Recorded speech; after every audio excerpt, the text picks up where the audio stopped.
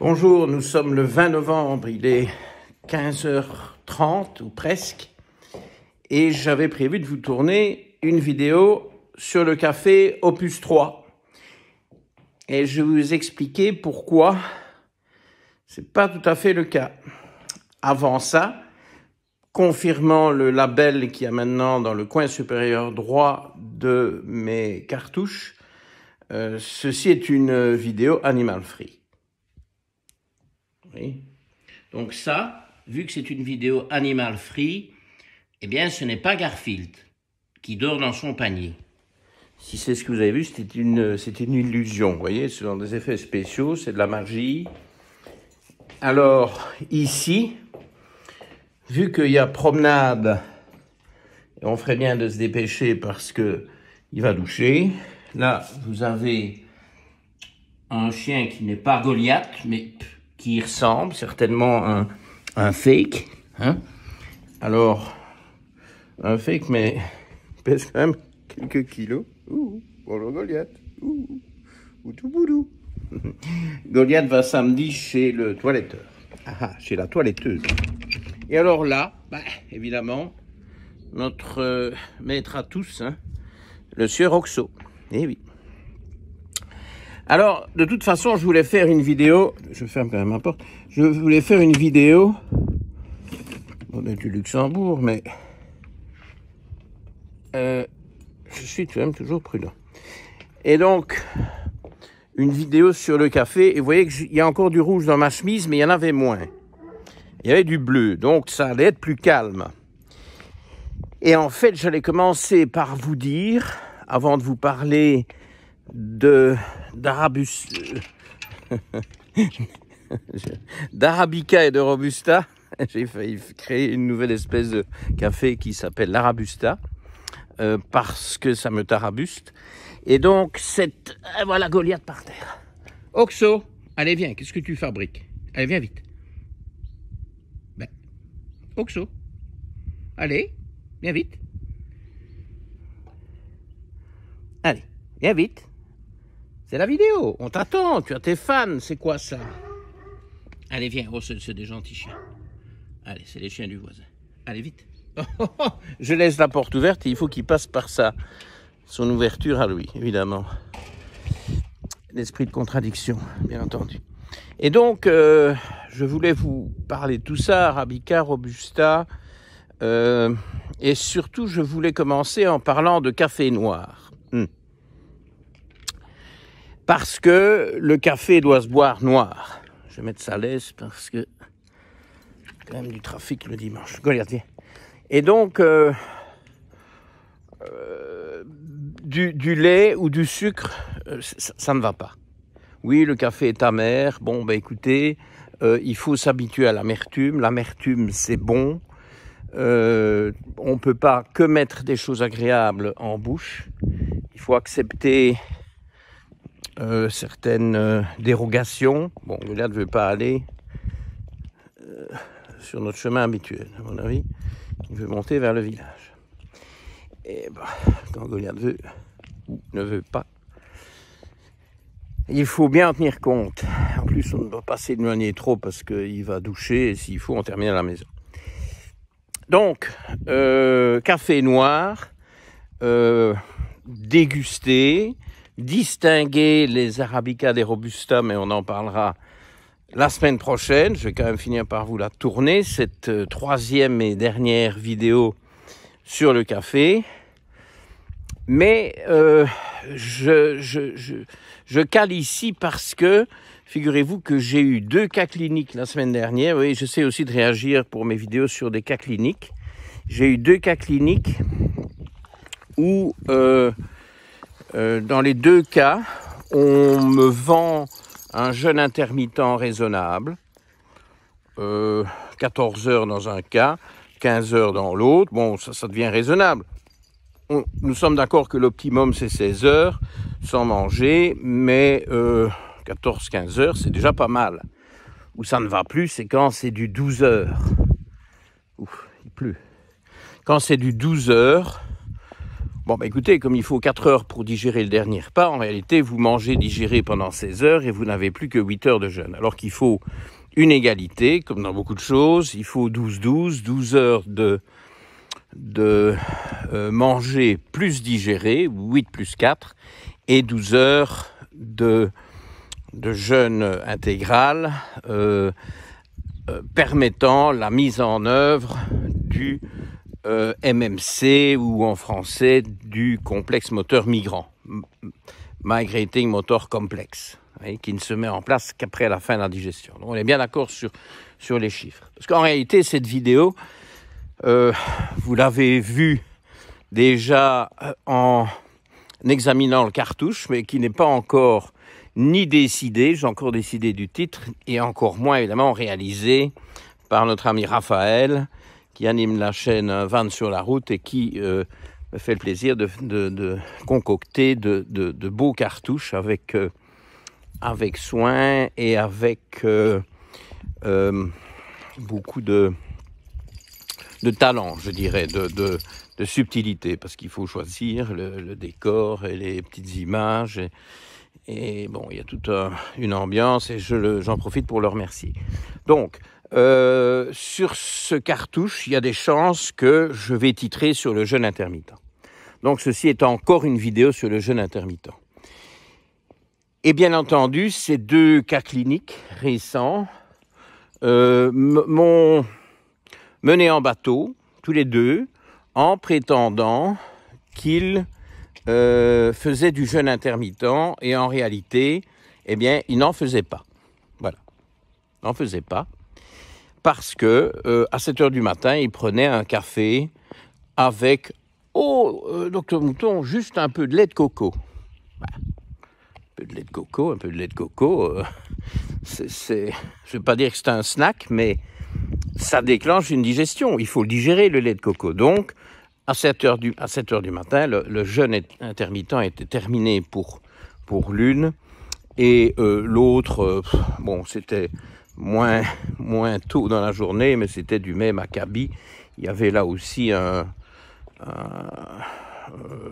une prise intempestive. Alors, je crois que là, c'était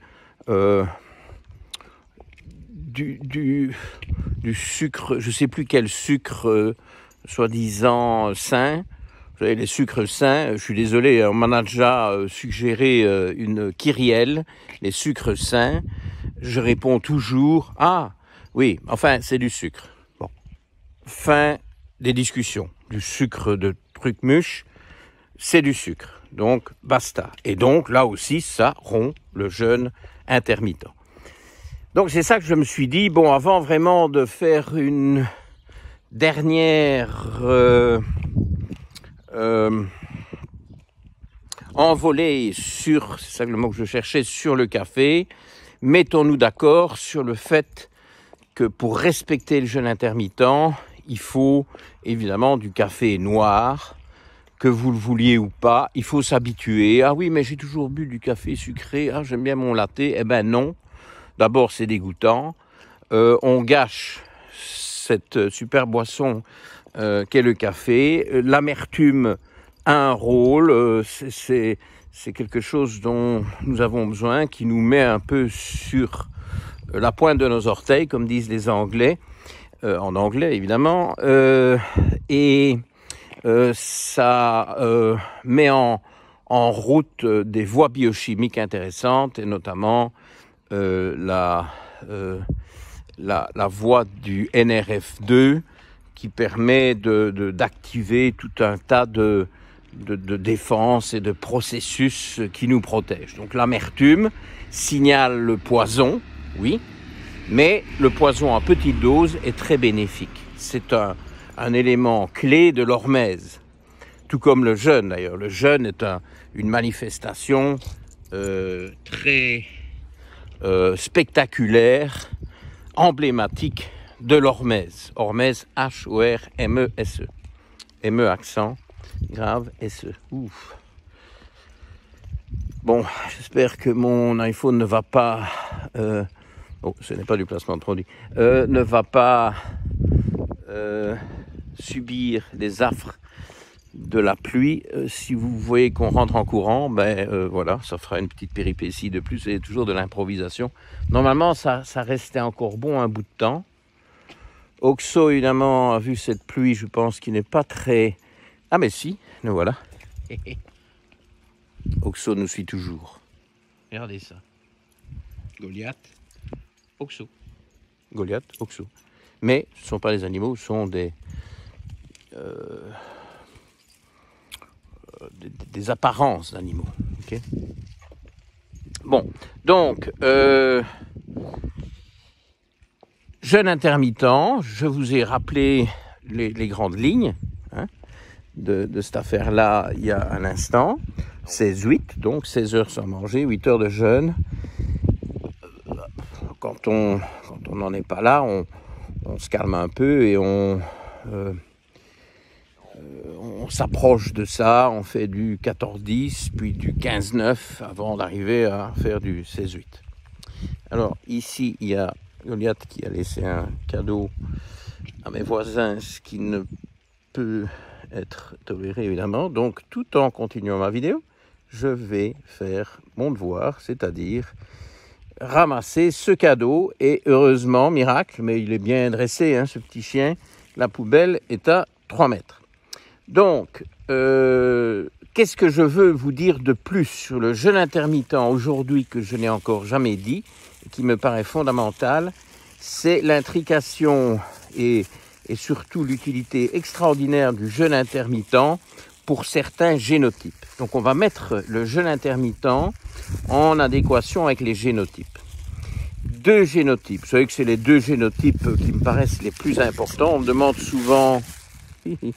demande souvent quels sont les génotypes prioritaires si on veut en faire. On a décidé de consacrer un petit budget à ça. Vous savez que c'est à peu près 50-60 € le génotype. Bon, ben, si on en fait 2 ou 3, ce sera pour moi toujours l'ApoE. C'est vraiment le génotype monstrueusement utile pour régler les diètes et soigner les intestins des patients et corriger leurs marqueurs métaboliques. Ouf, Goliath a froid, il a fait ses besoins, il douche, je crois qu'on rentre. Et donc, cette priorité à l'ApoE, au génotype ApoE. Et puis alors, très important, parce que c'est la fonction thyroïdienne est quand même quelque chose d'absolument essentiel. Et donc, c'est le génotype DIO2 et éventuellement, en 3e, je trouve quand même toujours intéressant de s'assurer qu'on est bien tolérant au lactose. Rien de tel que de faire une fois pour toutes le génotype LCT. Mais parfois, on a quand même soit de sérieuses présomptions qu'on n'est pas tolérant au lactose, notamment quand on n'est pas caucasien. Hein, vous savez, les caucasiens sont privilégiés au niveau de la tolérance au lactose parce qu'il y a eu une évolution, et d'ailleurs il y aura une vidéo ancestrale sur ce thème d'ici peu. J'y travaille. Et alors, il y a des cas où on est à peu près certain d'être tolérant au lactose parce qu'on a des ancêtres tous strictement caucasiens et on a aucune réaction adverse alors que on prend des produits laitiers de manière régulière. Donc voilà, LCT en parenthèse. Mais ApoE et DIO2, okay, ça c'est les 2 grands génotypes à tester en urgence, je dirais en priorité, parce que ça a des implications très lourdes. Alors, commençons pour l'ApoE, qui est un génotype particulier, l'ApoE. Hein. L'ApoE est l'unique, à ma connaissance, en tout cas, qui me vient à l'esprit pour le moment, qui débouche sur 3 versions. ApoE 2, E3, E4. Vous le savez si vous me suivez. Le 3 est de loin le plus fréquent, 3/4 de la population. E2 est rare, 5%. Et les 20% qui restent, après 3/4 et 5, il reste 20% pour le E4. Bon. À propos, j'entends des récriminations sur les liens avec la maladie d'Alzheimer qui sont effectivement amplifié par la présence d'un E4, la maladie d'Alzheimer, c'est quelque chose aujourd'hui qui se prévient.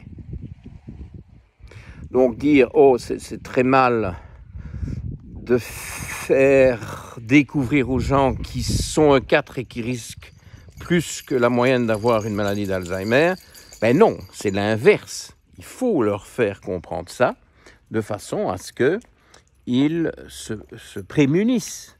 C'est largement sujet à prévention de nos jours. Et il y a de plus en plus d'articles et de médecins mainstream qui sont d'accord avec ça. Donc, le leader étant évidemment le neurologue fonctionnel américain, très réputé, un CV extraordinaire, qui s'appelle Bredesen, Bredesen. Allez voir, et n'ayez plus peur d'avoir des patients qui se retrouvent avec un E4, parce que vous allez leur permettre d'éviter la maladie d'Alzheimer. Mais c'est pas de ça dont je voulais parler, mais c'est parce que j'entends encore des critiques infondées de la part de collègues médecins qui disent APOE, non, on ne peut pas faire ça parce que, oulala, on va dire aux gens qu'ils ont un risque accru de maladie d'Alzheimer. Ben oui, il faut leur dire, puisque c'est évitable. Évitable. Je n'invente rien, c'est là, partout. Alors, il y a des neurologues qui ne sont pas au courant. Visiblement, il y a des médecins nutritionnistes qui ne sont pas au courant. Mais mettez-vous au courant avant de critiquer, parce que la maladie d'Alzheimer peut être, dans une très grande mesure, prévenue.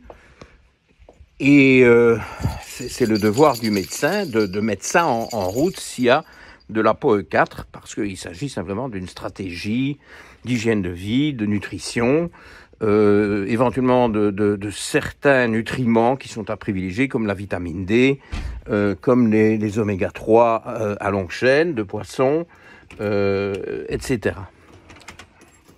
Je ferai aussi probablement un sujet là-dessus. Bon, il douche. Oh ben, ça se lève. Bon, je crois que vous aurez une vidéo, une promenade assez particulière aujourd'hui. Bon, ben, il faut un peu de tout, hein. On va retrouver notre copain Garfield, en principe, ce qui est pas mal.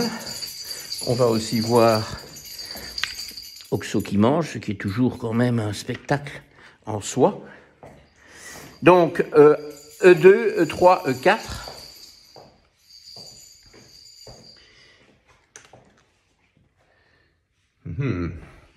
E2, E3, E4 qui sont... Allez, je vais essayer de quand même un peu vous montrer Oxo. Vous m'avez assez vu aujourd'hui. Qui sont très différents les uns des autres. Pourquoi ? Parce que E3 et a fortiori E2, où je vous rappelle, il faut une high fat, low carb diet pour les E3, donc riche en graisse, pauvre en hydrates de carbone, mais very, très high fat, very low carb pour les E2. Alors ça, ce sont des croquettes strictement sans céréales. Il les aime bien, il adore. Je trouve des très bonnes croquettes. Mes chats les adorent, elles sont très saines. J'ai regardé la composition, c'est ce qu'il y a de mieux pour des croquettes. Vous me direz, c'est encore mieux s'ils ne mangent pas de croquettes, mais là, quand vous avez des chats qui ont été habitués aux croquettes par les voisins et que vous leur détournez leur chasse sans croquettes, c'est pas possible. Enfin bon, non, mais c'est parce que voilà. Alors regardez ici la scène. Hein? C'est pas reposant ça? Hein? Dimanche après-midi, vous avez vu? J'espère que vous avez vu le bâillement de Sieur Garfield. Et Goliath est tout trempé. Dès qu'on a fini, je le sèche. Il n'aime pas d'être mouillé. Donc, E3,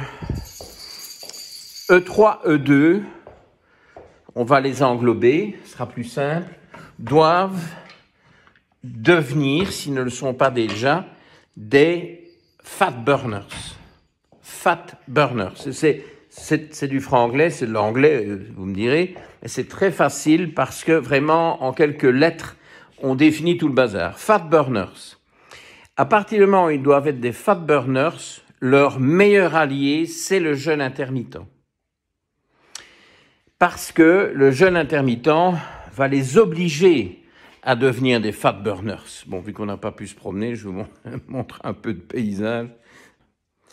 Et donc, fat burners, pour le fat burning, le jeûne intermittent est la meilleure manière de les pousser vers ça, de les obliger à aller vers le fat burning.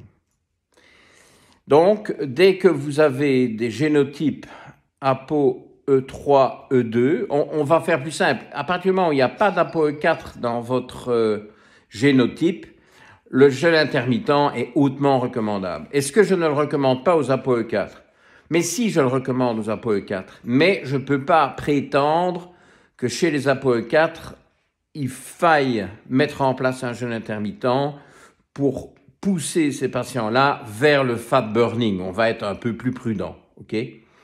Mais attention, moi je vois de plus en plus des ApoE4 qui manquent quand même de graisse. Mais ils doivent aller vers les graisses végétales, plus que les graisses saturées. Ils peuvent panacher, mais le panachage doit être différent. Ah, il y en a qui veulent voir mes plantes. Bon, bah, écoutez, vous allez voir mes plantes. Hein.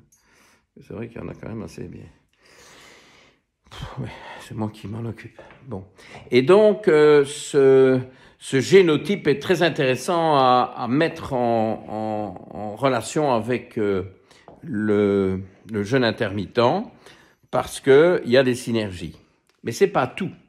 Parce que, et ça c'est une notion récente, il y a aussi un autre génotype qui pousse le patient vers le high fat, low carb. C'est tout nouveau. Je ne savais pas ça il y a 6 mois, même pas 6 mois. J'ai découvert ça en été, je crois au mois d'août, quand j'ai eu un peu du temps pour faire de nouvelles recherches.